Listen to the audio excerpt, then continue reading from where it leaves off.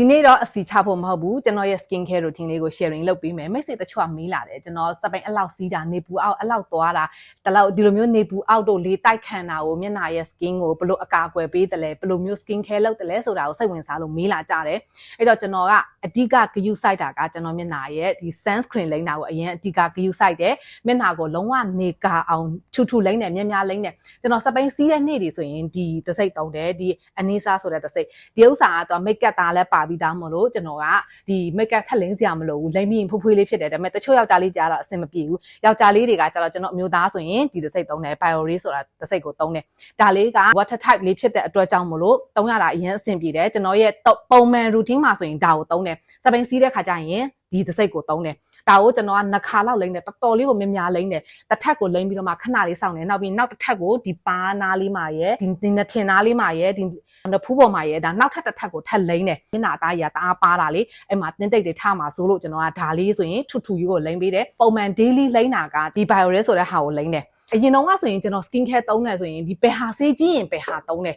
ဈေးများတဲ့ဟာကိုအကောင်းဆုံးလို့ပဲမှတ်ယူခဲ့တယ် SK2 မှာ SK2 အဲ့ဒီ SK2 ကိုမှပဲကျွန်တော်ကဒီ series ကိုလုံးဝဝယ်သုံးထားတာဒါပေမဲ့ကျွန်တော်ဘယ်လိုတွေ့တယ်လဲဆိုတော့ဒီ series ကိုသုံးတယ်ဆိုပေမဲ့လည်းကျွန်တော်အသားအရည်နဲ့ကိုက်ညီမှုမရှိတဲ့အတွက်ကြောင့်မလို့ကျွန်တော်မျက်နှာကအစီပြန်တယ်အဲ့တော့ဒီဝက်ချန်ထွက်တာတအားလွယ်တယ်ဒီလိုမျိုးဒီ cream ပါတဲ့ဟာလေးတွေစီပါတဲ့ဟာတွေလိမ့်လိုက်တဲ့ခါကျတော့မျက်နှာမှာဒီဝက်ချန်ကပိုထွက်တယ်ဘလောက်ပဲဆေးကြီးတဲ့ဟာတုံကျွန်တော်မျက်နှာကမရဘူးတဲ့ဘူးဆိုရင်ဒ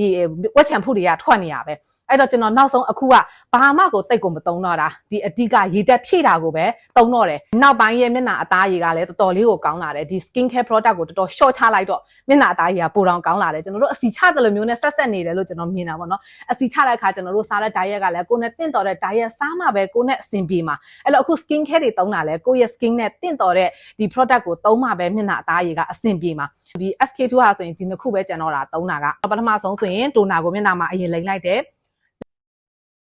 essence လေးလိမ့်တယ်ကျွန်တော်ကဒီဟိုဟာသူများတုံးတဲ့ဒီဝါကွန်ဖက်လေးကိုမတုံးဘူးเนาะသူကဝါကွန်ဖက်ထဲမှာဒီဥစ္စာလေးရေလေးတွေစုပ်ဝင်သွားလို့နှမျောလို့ကျွန်တော်တောက်လျှောက်ပဲဒီတိုင်းမှတုံးလာခဲ့တာအဲ့တော့ဒါလိမ့်ပြီးတဲ့အခါမှာဆိုရင်ကျွန်တော်ကဒီ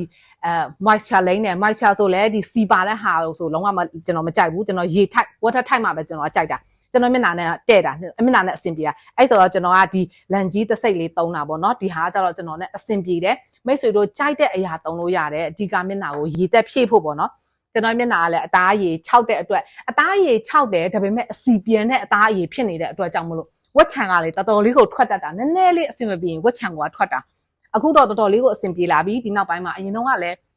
းဆေးတောက်ခက်ဘူးတယ်ပေါ့နော်ဝက်ချန်တအားထွက်တယ်အရင်တော့က follow ခဲ့တဲ့မိတ်ဆွေဆိုရင်တတိထားမိလိမ့်မယ်ထင်တယ်ကျွန်တော်ဗီဒီယိုဆက်ထွက်တုန်းကဆိုရင်မျက်နှာမှာဝက်ချန်တော်တော်လေးကိုပေါက်တယ်ဒီနေရာတွေတော်တော်များတယ်အဲ့တော့ကျွန်တော်ဆေးခန်းသွားပြီးတော့မှဆရာဝန်စီပြပြီးတော့မှဆေးတောက်တယ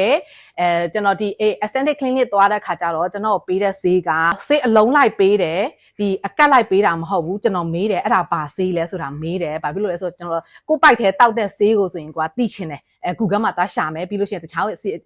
ခြားဆရာဝန်ကိုတော့သွားမေးမယ်ကျွန်တော်ဒီလိုပုံစံလောက်တာအဲ့ခါကျတော့အဲ့ဆရာဝန်ဘက်ကအဲ့စီခန်းဘက်ကကျွန်တော်ကိုမပြောတဲ့ခါကျတော့ကျွန်တော်ကအဲ့စီကိုမတောက်ဘူးဒီတခြားဆေးခန်းကိုပြောင်းပြီးတော့မှတခြားဆေးခန်းကကျွန်တော်ကိုအကတ်လိုက်ဘယ်ဆေးတောက်ခိုင်းတာလဲဆိုတဲ့ဟာကိုကျွန်တော်စာသားနဲ့မြင်တဲ့ဟာမှစိတ်ချရမှပဲကျွန်တော်ကဒီဆေးသုံးတာအဲ့တော့ကျွန်တော်ဆေးခန်းပြတယ်ဆေးတောက်တယ်ဆိုရင်လည်းဆရာဝန်ပေးတဲ့ဆေးဆိုပေမဲ့လည်းကျွန်တော်ဆေးချတဲ့ချမတောက်ဘူးကျွန်တော်မေးတယ်ဒါပါဆေးလဲမပြောပြဘူးဆိုရင်ကျွန်တော်လည်းမတောက်ဘူး Bioreဆိုတဲ့ဒီနေကာလေးကိုမျက်နှာမှာထပ်ထည့်တယ်အဲ့ဒါကိုနည်းနည်းလေးပိုထည့်တယ်နည်းနည်းများလိမ့်တယ်ပေါ့နော်အပြင်ထွက်တဲ့အခါကျရင်နေကာမိအောင်နည်းနည်းများလိမ့်တယ်ဒီ Japan product လေးတွေကအကုန်လုံးကျွန်တော်ဒီအခုအတိတဲ့ဒီ page ကိုစိတ်ချရတဲ့ page မှာကနေကျွန်တော်ဝယ်တာဒီ page မှာပေါ့နော်ဘာလို့ဒီ page ကနေစိတ်ချပြီးဝယ်လဲဆိုကျွန်တော်ကဒီ page function ကိုသိလို့သူကိုယ်တိုင်ကဂျပန်သွားပြီးမှဒီပစ္စည်းတွေကိုသူကတင်သွင်းလာတယ်တကယ်ဂျပန်ကနေလာတယ်ဆိုတာစိတ်ချမှာအခုပစ္စည်းတွေကစိတ်ချရတာမဟုတ်ဘူးလေဘယ်နာဝင်လို့ဝင်မှန်းလည်းမသိသူများပစ္စည်းစိတ်မချရတာပြောတာမဟုတ်ဘူးเนาะဒါကတော့ကျွန်တော်ရဲ့ခံယူချက်ကျွန်တော်မျက်မြင်မှကျွန်တော်သိနေတဲ့အရာမှပဲကျွန်တော်ကတုံးရဲတာအဲ့တော့ဒီ page ကကျွန်တော်ကဝယ်တယ်ဒီ page ကမှာဂျပန်ပစ္စည်းတွေအများကြီးရှိတယ်အထက်မှာဝင်ကြည့်လို့ရတယ်ဒီလို lotion လည်းရှိတယ်ဒီလို lotion ကကျတော့ကျွန်တော်ကဒ